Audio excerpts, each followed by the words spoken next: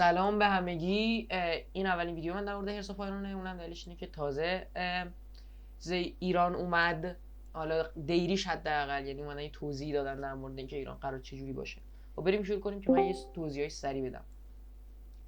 اول از همه استابلیشد نشنال فرانت. ببینین ایران وقتی که شروع میشه دو تا حالت داره، اینکه میری طرف رضا شاه و رضا شاهی میمونی، یا اینکه نه اصلا رضا شاه برات مهم نیست و میری که واسه انقلاب.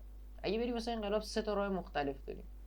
اول از همه راه ناسیونالش یا ملیگراش، و راه وسط هم که واسه مصدق و روی چه هم که کمونیست. ملیگرا رو بعدن میگم، بری سر مصدق. مصدق اولی که کشور جمهوری میکنه، شاهنشاهی اینا رو کنسل میکنه، الکشن یا همون رای گیری توی ایران آزاد میشه، که همونجوری که ببینید کشورهای دموکرات همشون الکشن رو دارن. ولی خب حالا الان به ایران هم اضافه میشه. یه سری ریسرچ بهمون میده، نفتمون آزاد میشه و حمله میکنیم به عراق و افغانستان. و حالا نمازین زیاد مصدق جالبی نیست، ولی اگه دیدین تو دنیا داره دموکرات خیلی فعال میشه میتونین از این راه برید. حالت کمونیستش زیاد جالب نیست. اول از همه که وارد میشه سرم یکم به میزاد میرسی، ارتشت میرسی، اینا رو تک حزبی میکنی و یه سری چیزا در مورد پروپاگانداست. اینجا هر 5 تا اینا پروپاگانداست. حالا کاش اینجا بمونیم. میریم پایین‌تر یکم چرت و پرت در مورد ارتش دوباره. و این قسمت زبان رسمی کشور پشتون میشه، یعنی زبان افغانیا. من حرفی ندارم این تیکشو. اینم که حالا کردستان عراق رو ساپورت میکنیم. نمیدونم این دقیقا چه، ولی احتمالا پاپت سوویت میشیم، شوروی میشیم و اینکه وارد جنگ میشیم با انگلستان و آخرش هم حالا سعودی عربیه یا عربستان. خب این تیکش میرسیم به سومکا که خب حالا حزب فاشیست ایران به حساب میاد، ملیگرا. حالا با سومکا خوب نیستم.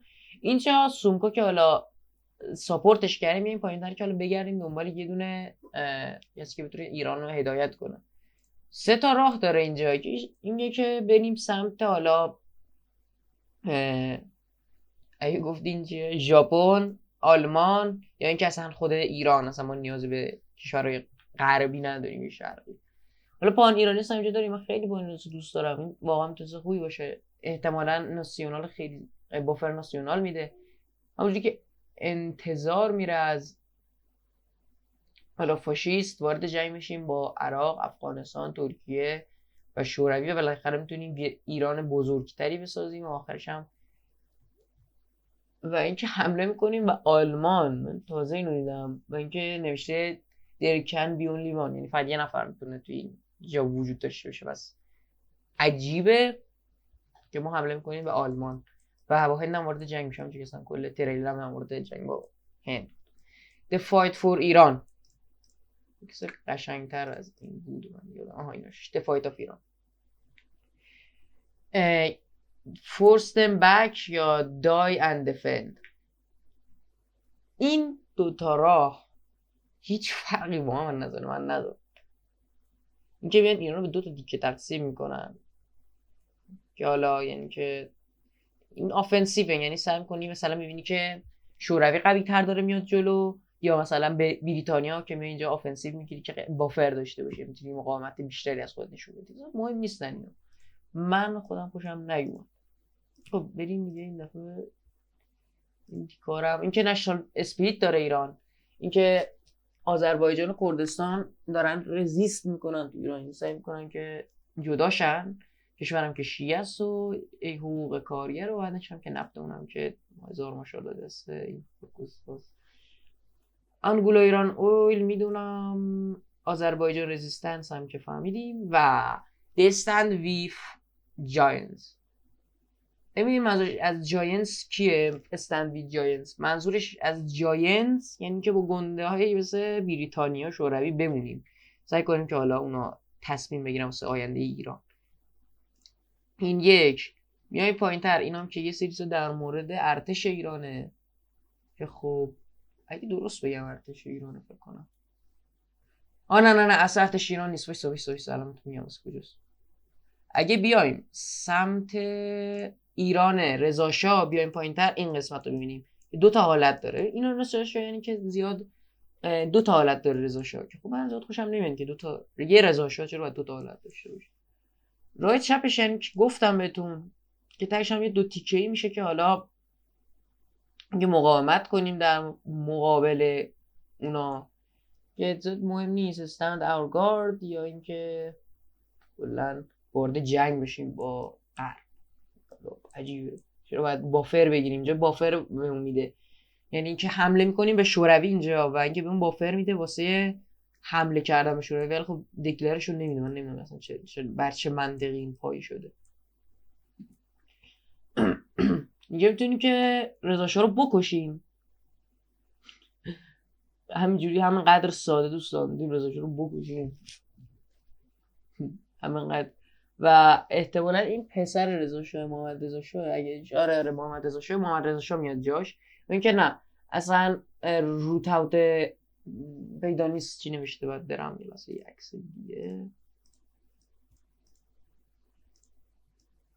بازم پیدا نیست. حالا اینو میزنیم و میریم پایینتر که خب این واسه محمد رضا شاه که میدونی خب محمد رضا شاه زیاد با غرب این از این طرف هم زیاد با غرب چیز نمیشه.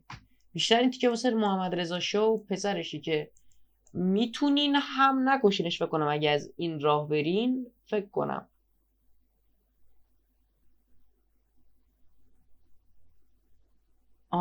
ببین من فهمیدم دوستان چیه The Third Persian Empire.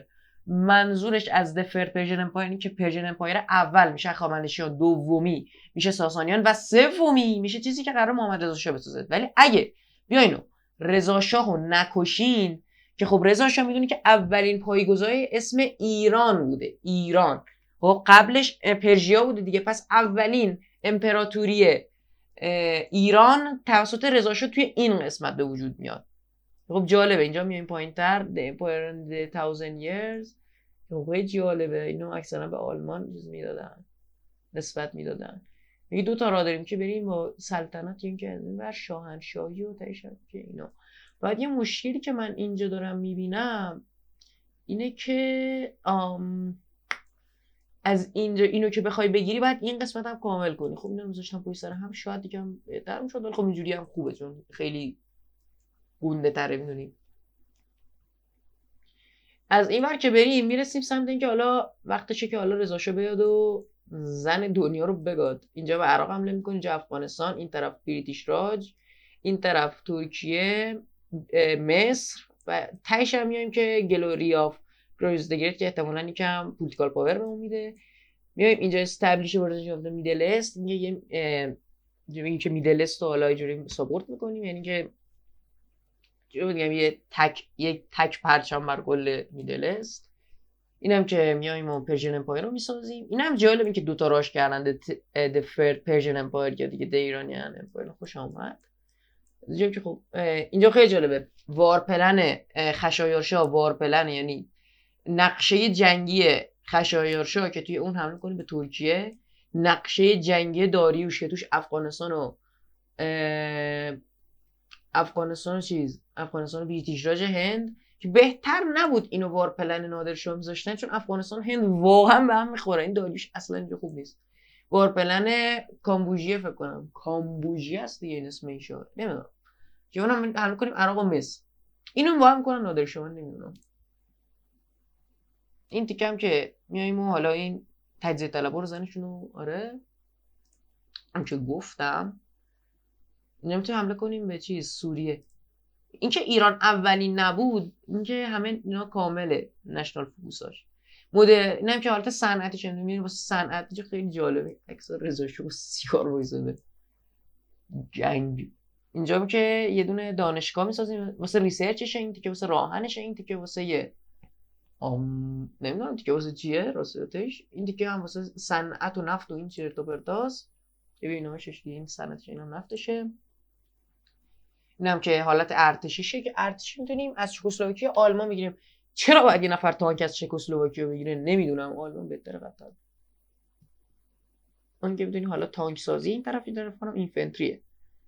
ارتشش خیلی آشغاله واقعا. دریایش هم جالب داشت، یعنی هوایش حالا هوایش خاصی نداره. یکم تونیم لگاسی آف اوزرا گیلانی دوستان اینو تو کامنت ها بگیم که من نمیدونم.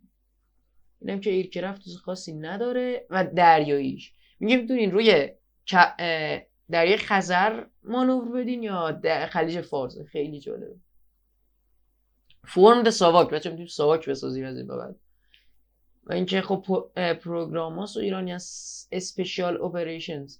این ببینید این تیکاشو نگفته ولی این خیلی جالبه. هیچ کشوری ندیدم که یه همچین چیز داشته باشه که بتونیم کار خاص بکنیم. ساواک بسازیم، سازمان موشکی، نمیدونم چه اصلا باید موشکی داشته باشه ایران.